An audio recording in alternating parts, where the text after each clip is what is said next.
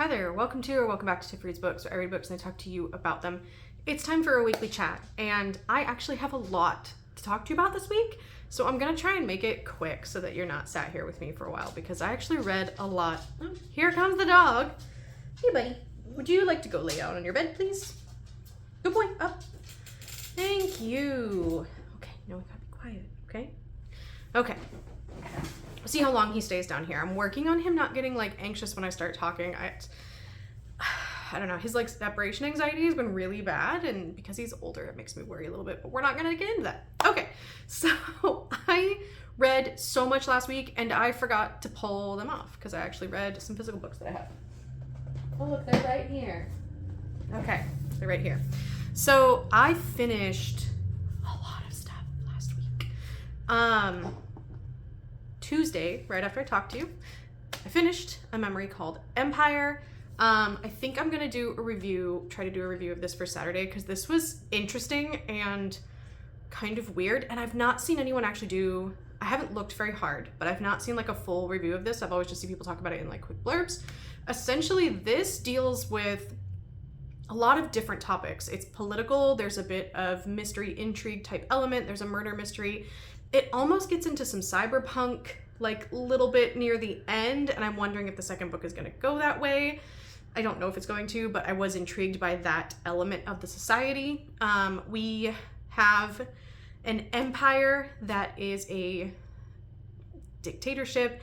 It feels a little Judge Dredd in some aspects. We have a very interesting military police AI component of our government for the protection of the people, and we have a very sprawling empire that is trying to annex multiple other planets, and we're following a ambassador from one of the stations who is essentially that her station is wanting to be annexed, or they want to annex her station, is essentially, and she has mixed feelings about that because of her kind of obsession that she has with this empire.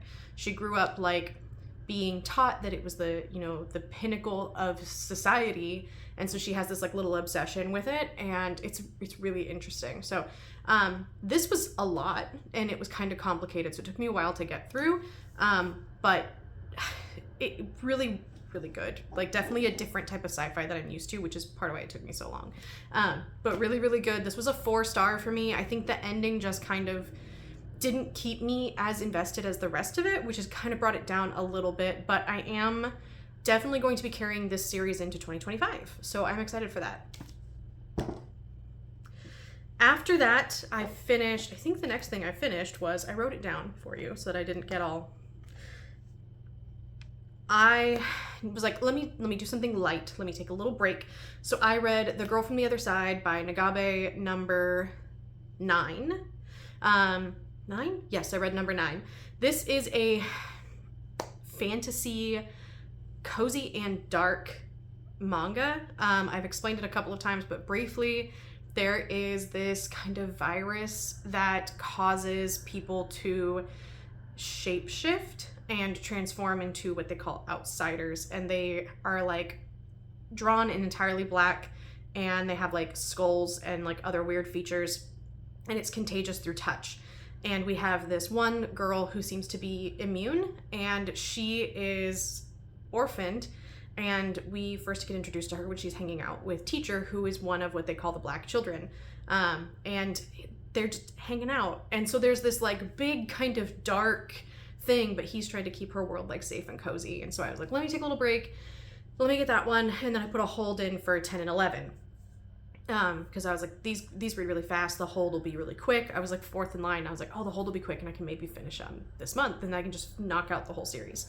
So then the next day or the day after, the holds came in for 10 and 11, and then I was at work in my office, and a technician came by and he was like, hey, I gotta change out your lights to this new light fixture. And so I was like, okay. So I like left my office, and I was like, oh, sweet. So I like plowed through those books. So I finished 10, 11, and 12. So I had like, because I was like, oh, I'll be out of the office for like 40 minutes, and then I had my lunch. It was like 30 minutes, and then I had my lunch. So I finished each of them in a half an hour, which was awesome. So they were great. Okay, so 9 and 10 were 4.5. I thought they were really good. They really like nailed the storyline. Everything was going great. I was like, okay, we've got some interesting things introduced. We've got this bigger world conflict introduced. All right, what are we gonna do with it? And then 11 was like, bye. And I was like, what?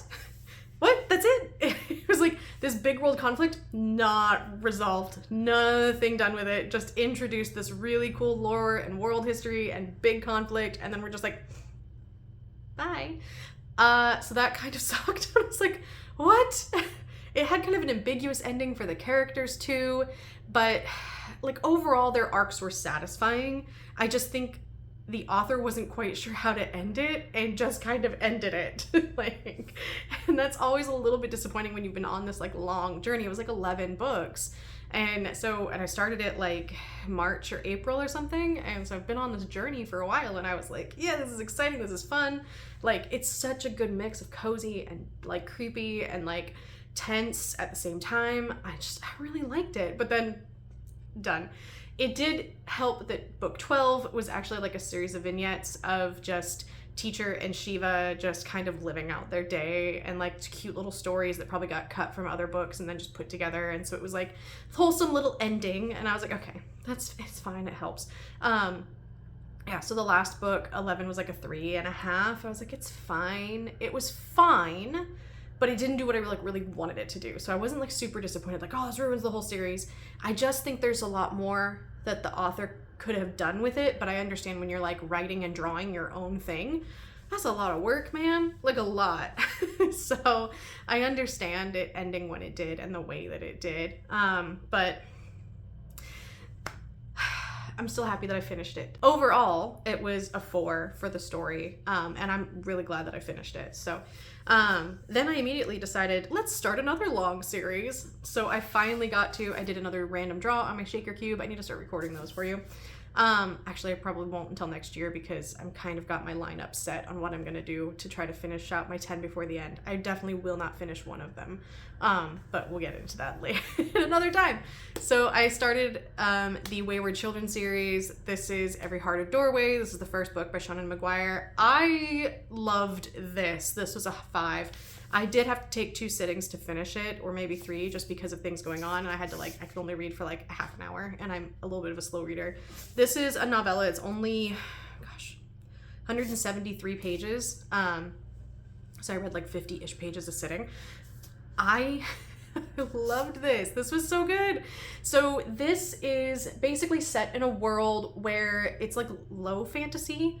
Like our world has portals. It's a portal fantasy. So we have portals to other worlds, but only certain children can find them, and they only show up to them at certain points in time. And so our character that I do know like spans the series is Eleanor West, and she runs the Wayward Children's Home.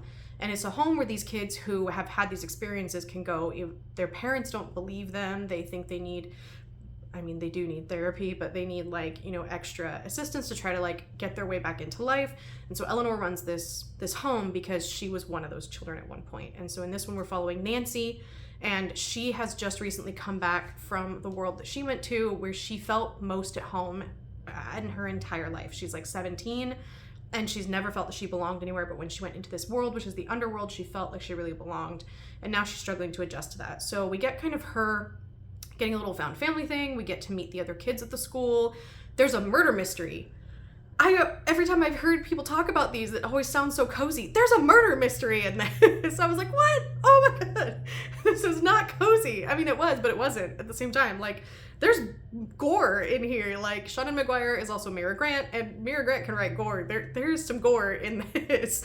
I was not expecting it. I was expecting this cozy, little portal fantasy with like Miss Peregrine's Home type stuff. Although I don't remember if that movie is actually darker than I remember it. So but I really didn't expect it to be what it is. And that was really exciting. It's also incredibly inclusive as far as sexualities and gender and race, and it's Seanan McGuire. Mira Grant does that with the Into the Drowning Deep series and stuff too, so there's a lot of different stuff happening in here. Our main character is asexual, and she's kind of dealing with explaining that to people. We have a trans character as well, that are like upfront in this book. So it's nice. It's nice in that aspect. Like, and it's not like aggressive about what the kids are going through regarding their sexuality. There is a little bit of it, obviously, because those things exist, but it's not like the whole story isn't about queer pain. So these kids find their nice little like found family eventually. So I will be continuing with this. I definitely love it. This was a 5-star. I was able to predict who like the murderer actually was, but that's fine. Like, I don't need, it's not a mystery, it's a fantasy. So I'm fine that I could predict it. But it does do some very interesting things with the lore of all the different worlds, and we kind of get little drops of where each of the kids have been, and I really liked that aspect. So then the next day I finished on audio The Last Argument of Kings. I finished The Last Argument of Kings, and it was so good. Oh my god. But okay, so the thing was, is like, I'm listening to it on audio, and I ended up speeding it up because I was like, I want to finish this today. I need to know what happens. So I was listening to it at like 1.5, 1.7-ish because I like the narrator, and then I was like, okay, I want to finish it, so I upped it to 2, which was still pretty good with that narrator. Like, his voice didn't lose a lot of stuff when I upped it to that. So it was still a good listening experience with the audio, with the voice acting and everything. But I got to like 2 hours left, so like the last like 10% of the book, and it was like everything happened, and I was like, oh my god. Everything like wrapped up, like basically me doing the Pepe meme, the Pepe the shrimp, not the frog, the Pepe the shrimp meme. I was like, like, what is happening? And then I was like, what are we gonna do in the next like 2 hours of this book, which was actually like 4 hours. I was like, what are we gonna do? Or was it? I don't remember. It was the last like long bit of the book. I was like, what are we actually going to do? And then we did so much shit. I was like, what the fuck? Like, I was not expecting anything that happened in the end, that last like gap, and I am like stoked to continue in this world next year. I will say, it is dark. It is grim dark. Okay, none of these people are good people. They don't do good things. The world is misogynistic. The world is sexist. The world is awful in this book. It's awful, and it's awful to everybody, but it is not very kind to women. But it's like, not just because it's, I don't know, it doesn't feel like it's like unkind to women just for the sake of being unkind to women. It's to set up how actually horrible and unjust this world is. It's essentially a horror. And from what I have been told, as the world goes on, women get theirs. So he's getting upset at me. So yes, as the world goes on, women do get theirs. Like, I mean, the world doesn't get better, but we get women like doing shit. So, because the female characters in this are few and far between. I do like their arcs in the end, but it was very kind of rough in the beginning. But you learn why they are the way that they are, and I think it was actually nice to see them be just as horrible as the men, like, and not be judged for being just as horrible as the men, really. Like, so I did appreciate that.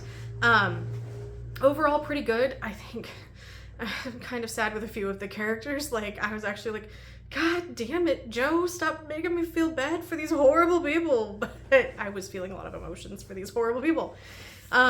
So yeah, I finished a series. So that is all the series I'm going to be finishing this year. So I am going to try and do a little series rank of like all the finished series that I finished this year. Not the ongoing, but just the ones I finished, because I'm going to try and finish one of my ongoing things. When I get to what I'm currently reading, I'll wrap that part up.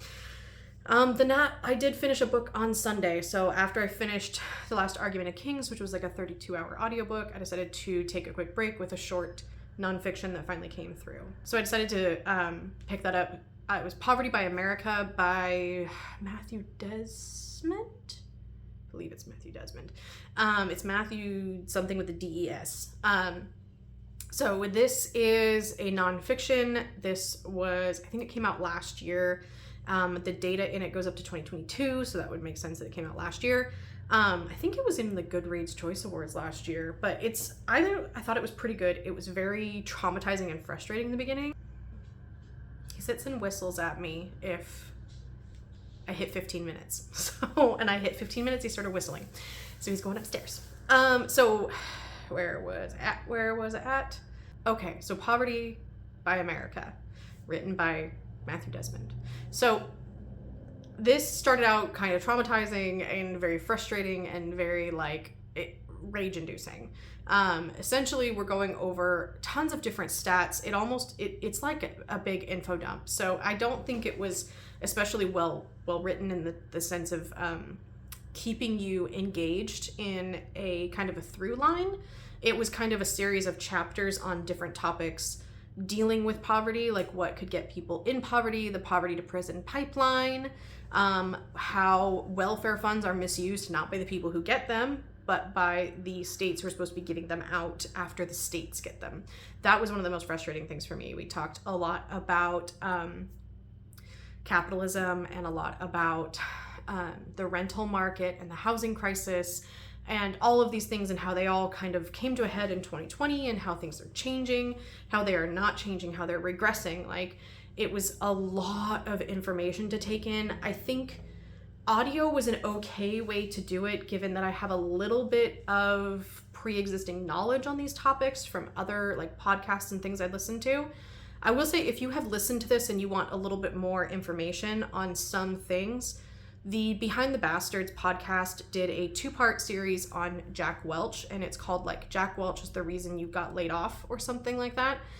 It's only 3 hours all in total, and it's actually really good. I listened to it last year in the car on my way to work multiple times, over the course of multiple days, because you can just kind of stop and pick it back up. Behind the Bastards, if you don't listen to them or haven't, it's a podcast. They do a really good job of breaking things down. They pronounce names wrong a lot, which drives me crazy sometimes, but the information they have is solid and sourced.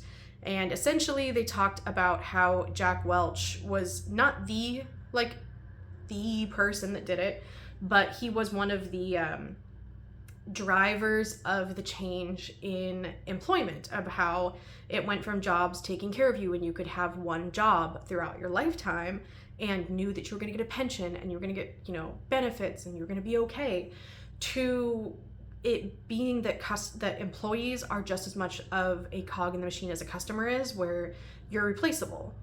I went from my parents not being told they were replaceable to my generation being told you're replaceable at every job you have. You can always be replaced.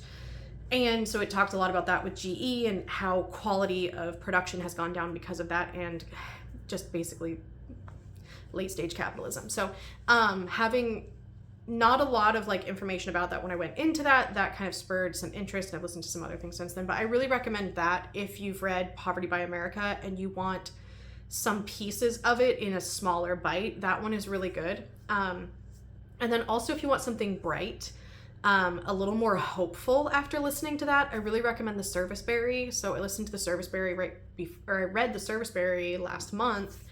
And interestingly enough, the author, Matthew Desmond, he also, I hope I'm saying his name right, I hope it's Desmond and not something else that started the DS. He actually referenced Robin Wall Kimmerer in the end of his book, talking about other places, other people who, I think he quoted her. And I was like, oh, that's so funny, because I was just thinking about how the Serviceberry and the gift economy is actually a really good topic to discuss after reading this book. So either read it before or read it after. I really recommend the two together. I think that it can be really helpful. And The Serviceberry is really short. It's only 150 pages or something. Might be even less. I think it's 125. So very short.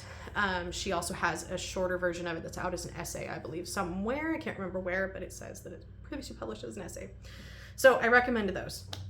All right, that was me talking as fast as I could make myself so that you could still understand me, to get out everything that I read last week, because it was a lot. It was a big week. This is why I don't like doing these at the end of the month anymore. So what am I reading now? Well, I started The Poppy War. This is the 4th book of my 10 Before the End. She looks thin.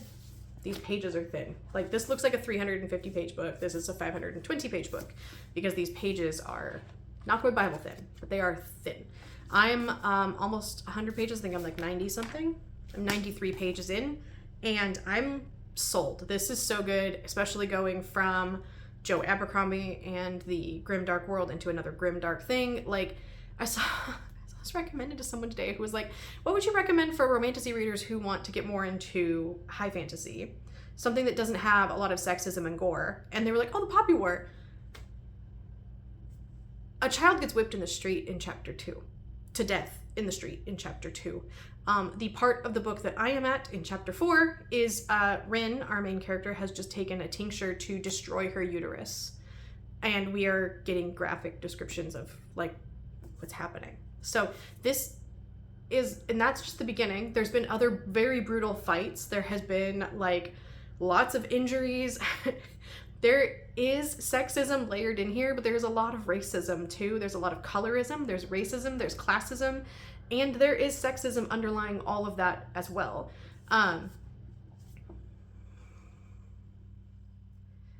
This is not, yeah.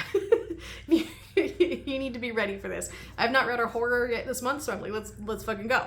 So I'm happy about where I'm at in this so far. I'm eating it up. I can't wait to go read more tonight. Okay, and then the thing that I'm currently reading for audio is Paladin's Faith by T. Kingfisher. This will finish me out on where the Saint of Steel series is so far. There are, I think, 3 more books that are going to come out from this series. So this is the 4th one? 5th if you count Swordheart, because Swordheart is kind of in the same world and in the same vein, but not with the Saints of the Paladins from the Saint of Steel. So this is a romantasy series. This is like one of the few romantasies that I like, and I think it's because it is very high on fantasy. The insta-lust does kick in pretty early, but I find it more kind of humorous in the way that it's done. There's a lot of yearning and a lot of like, oh, they don't like me, like, oh, we need to have a professional relationship because we're professionals and we're adults. Everybody's over the age of 30, which, small gripe, because the art on this is very beautiful, but I'm going to show you the art for Paladin's Grace. There's a special edition that just came out, and the art is very well done. However, I'm frustrated because these characters do not look over 30. And they are supposed to be over 30 in their story. Like, all the Paladins are pushing 40. And this does not look like a couple who is pushing 40.